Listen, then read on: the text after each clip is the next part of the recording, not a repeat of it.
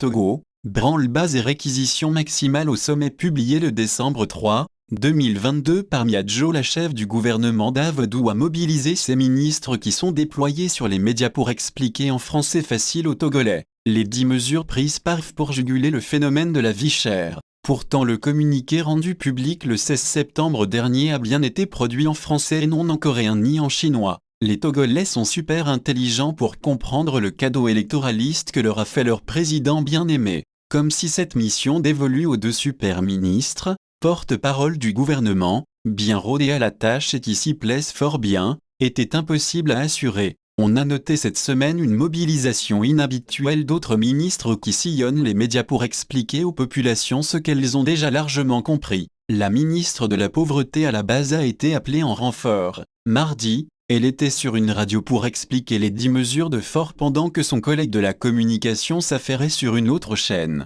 Dans ce tohu-bohu, il est constant d'entendre les ministres dire des choses et leur contraire à la fois. Le numéro 1 togolais aurait pu faire simple en expliquant aux populations les mesures qu'il a lui-même prises puisqu'à en croire ses ministres, l'initiative émane du chef de l'État lui-même. Problème, le jeune doyen ne parle pas. S'il y a 2 porte-paroles pour un gouvernement d'un pays de 56 600 km exposant des ministres qui se contredisent dans leurs interventions sur les médias, un secrétaire général du gouvernement qui publie une contre-vérité sur les réseaux sociaux et un chef d'État qui ne parle presque pas directement au peuple, nous pensons que les interventions des ministres pour expliquer les 10 mesures prises par le chef d'État sont fondées par rapport à la vision du chef de l'État, a taclé un internaute. Liber Togo.